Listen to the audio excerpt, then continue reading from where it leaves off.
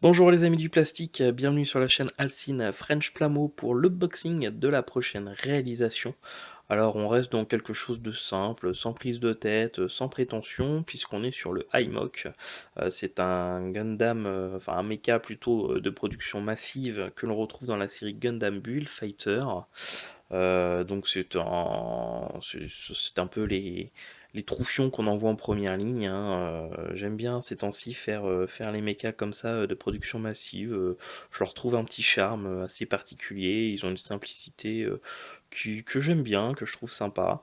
Donc voilà, celui-là, si ma mémoire est bonne, il est généré par la GP Base, enfin l'appareil dans la série Gundam Bullfighter. Donc c'est un peu un soldat d'entraînement, il me semble, donc une sorte de bot. Il est, comme vous le voyez, assez simple, hein, tout vert, tout costaud, des formes assez arrondies, rien de particulier, mais voilà, je lui trouve une petite allure assez sympa. Moi j'aime bien, voilà. Donc c'est un kit qui est sorti en 2015 au Japon, donc il y a à peu près 5 ans. Et c'est un kit que vous trouvez en import à moins de 10 euros, hein. C'est un des moins chers de la gamme des Bullfighter, hein. Pourtant, les Gundam de Bullfighters ils ont quand même un prix assez élevé en général, hein. Les high grade, il faut compter entre 12, 14, 15 euros environ en import.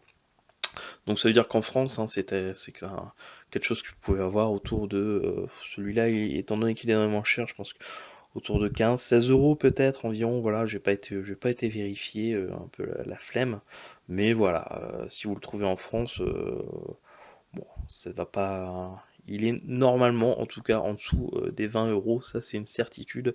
Sinon, surtout ne l'achetez pas. Voilà. Hop, on va regarder ça d'un petit peu plus près. Donc, au niveau de l'image, eh ben, on a une très bonne représentation du mecha, hein. Il est vraiment assez massif avec son arme.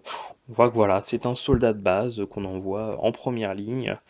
Il a un petit pas, il a un, comment dire, des build parts avec tout un tas d'armes optionnelles qu'on peut lui mettre, qui est vendu à part et qui est vendu aux alentours de 4-5 euros, je crois, en import.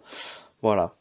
Donc le iMock, Battle System Simulator Mobile Suite, donc Mobile Suite donc généré par le système de combat alors je me souviens plus comment ça s'appelle, j'allais dire GP Base, mais non, GP Base c'est l'appareil que chaque combattant possède sur lequel il pose son Gundam. Je me souviens plus vraiment de la grosse base de combat, son nom, je ne sais plus. Faut dire que Bullfighter, ça commence quand même à dater. Bon, ici on va avoir des images de notre mecha. Donc dans différentes poses dynamiques, on nous montre un peu les différentes possibilités optionnelles. Les épaules par exemple, on peut mettre ça ou mettre ça. Là on a toutes les différentes armes qui sont fournies dans l'option part, avec toutes les armes fournies à part. Là on le voit de dos, là c'est pareil, hein, tout un tas d'armes, des épées, des machins. Ici on nous présente justement le pack d'armes, on voit qu'il a une grosse masse qui est très sympa, une hache, une sorte de sulfateuse, une autre arme ici. Bon bref. C'est le numéro 27 de la gamme des Bullfighter. Vous voyez que la boîte n'est pas très grosse, hein, il n'y a pas beaucoup de gras, vous allez voir, il est vraiment tout en simplicité. Ici, on a une image du modèle monté et peint. Je le trouve voilà, simple, mais très sympa, hein. J'aime bien tout ce qui est un peu comme ça. Les Aku pour l'Universal Century, les jeans pour Gundam Seed. Qu'est-ce qu'on a d'autre dans Gundam Wings? On a j'ai oublié le nom, je ne sais plus. Mais voilà, moi, tout ce qui est. C'est comme les GM, j'aime beaucoup les GM. Voilà, c'est des kits que je trouve simples, mais jolis. Moi, je les aime bien. Euh, on n'a pas le prix puisque c'est une réédition Bandai Spirit avec le petit logo bleu. Donc, nous n'avons plus les prix, mais comme je vous ai dit, hein, il fait partie des moins chers de la gamme des Bullfighter. Je crois vraiment qu'il est de mémoire, il est en dessous des 10 euros, hein. Voilà, et puis on va regarder tout ce qu'il y a à l'intérieur de ce kit.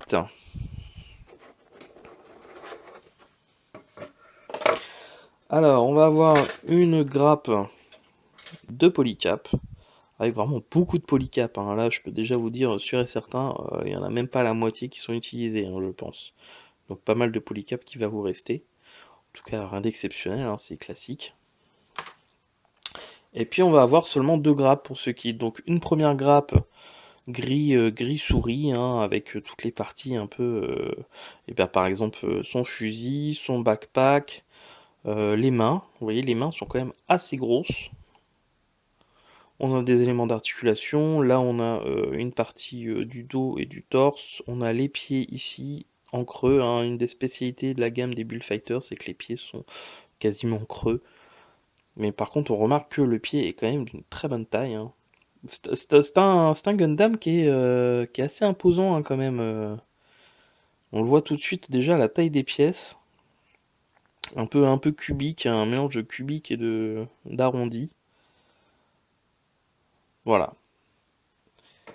Et puis une deuxième grappe avec tous les éléments du coup en vert, hein, puisqu'il est principalement. On voit que. Comment dire. Ben, on voit que voilà, il est à dominance vert au niveau de la couleur, hein.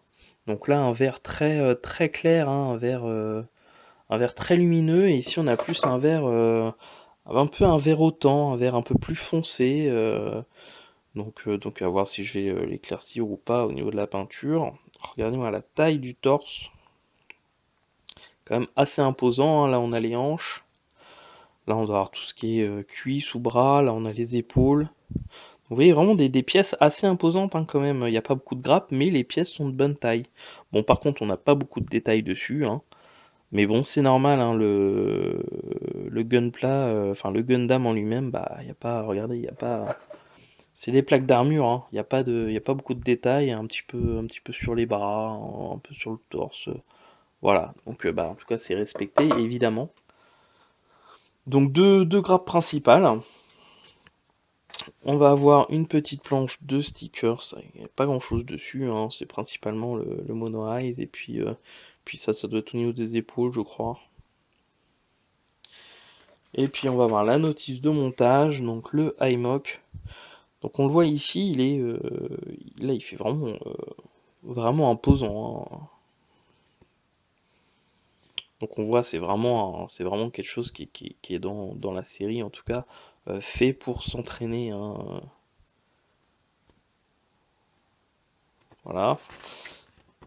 Alors, au niveau des grappes, et ben comme je l'avais dit, hein, regardez les grappes, enfin la grappe au niveau des polycaps, il y a une majorité de X, hein, donc beaucoup de polycaps qui sont pas utilisés. Par contre, sur les deux autres grappes, et ben en toute logique, on utilise tout, c'est normal. Voilà. Alors le montage, il commence par le corps.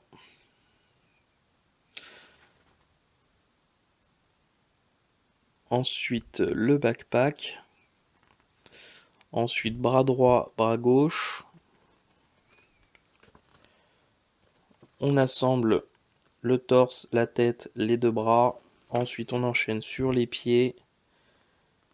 Puis les jambes, jambe droite, jambe gauche. Rien de particulier.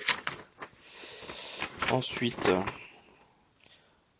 les hanches, donc la taille. On assemble les deux jambes avec la taille. Puis le haut du corps, le bas du corps et un élément au milieu.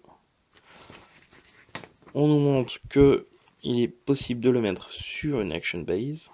Ici on assemble son arme. Là on nous explique comment mettre l'arme dans la main. Et puis là on nous montre qu'en rajoutant ce polycap là, on a possibilité de lui mettre des mains optionnelles, ou en tout cas des mains issues de kit en 1/100. Voilà. Et puis on termine du coup avec l'origine. Alors généralement dans les Bullfighters, on nous explique un peu pour chaque mecha quels sont ceux qui l'ont un peu inspiré dans sa création. Là on voit que c'est principalement des Aku, hein, qui ont donné finalement ce résultat-là. Donc avec du coup quelques poses dynamiques. Là on nous reparle des option parts au niveau de ses armes, donc qui est vendu à part. Là, One point technique, alors je ne saurais pas vous dire ce que c'est. Là, on a le line-up des sorties avec le 24, 25, 26. Et puis les bulles custom, hein, ce sont tout ce qui est armement, hein, qui est vendu à part. Et puis là, on retrouve notre modèle avec du coup notre guide des couleurs. Donc pas traduit en anglais, puisque ça fait partie des kits. En 2015, il n'y avait pas encore... les traductions en anglais allaient arriver, mais pas encore. Donc on a encore des traductions entièrement en japonais. Mais c'est pas très grave, puisque il y a un site génial sur internet qui s'appelle Mec 9.